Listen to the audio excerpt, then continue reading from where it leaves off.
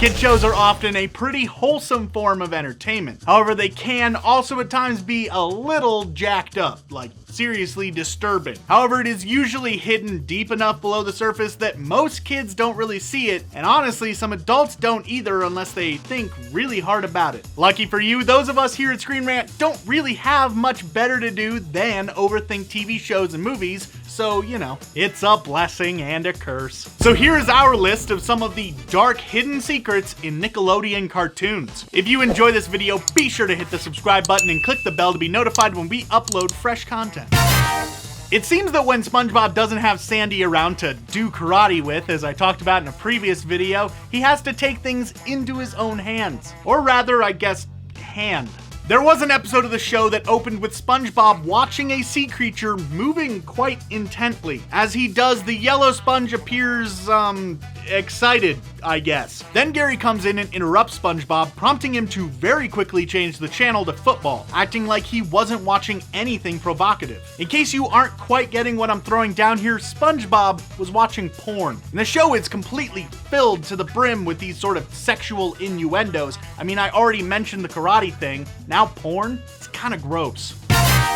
And SpongeBob SquarePants wasn't the only Nickelodeon show that was filled with adult references. Rocko's Modern Life had a lot of things in it that made jokes about, let's call it, alone time. It's not just one isolated occurrence either, as numerous episodes have references. For instance, you have the carnival worker reading Play Slug magazine, an obvious allusion to the real-world adult magazine Playboy. And that's probably the most innocent, with there being the Choky Chicken restaurant, the infamous board game Spank the Monkey, and then there's Heifer doing, well, we can all sort of tell what he's doing. Rocko even says on numerous occasions throughout the series that his favorite hobby is jacking. It's kind of blatant here.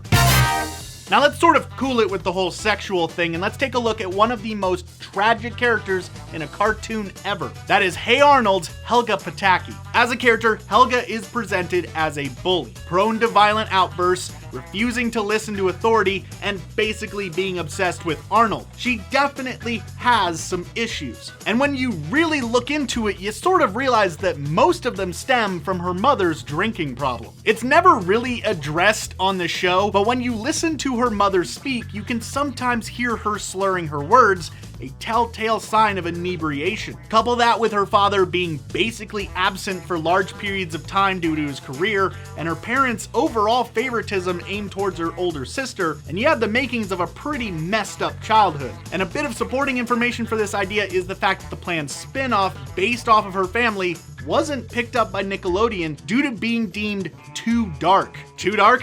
Whew. She's got to have a pretty messed up home life, which is sort of messed up to be portrayed on a cartoon show for kids. Now, Rugrats may seem like a innocent show about a bunch of babies, but underneath it all, there's some questionable things, like all the rest of the shows on this list, especially surrounding the older characters, the grandpas. We'll just sort of breeze past Grandpa Pickles since most of his stuff is sexual, like his penchant for porn. Instead, we'll take a look at the fact that Grandpa Boris is a blatant Jewish stereotype. Back in 1998, in a Rugrats comic, Tommy Pickles explores his Jewish heritage, and the strip caused quite a bit of controversy due to the way that the subject matter was handled, and the entire uproar centered around Grandpa Boris's depiction, which many stated was much too close to old-timey Jewish stereotypes, with Abraham H. Foxman of the Anti-Defamation League claiming that Grandpa Boris is reminiscent of stereotypical Nazi-era depictions of Jews. In response, Nickelodeon downplayed the character for quite a while, keeping him out of the comics entirely. And this characterization wasn't exclusive to those strips, as we can see the same sort of behaviors in the show as well. Now, whether the show was purposely trying to portray the character in that way or not, it still comes across as questionably anti-Semitic, which just isn't really a good look, so it makes sense that they try to sort of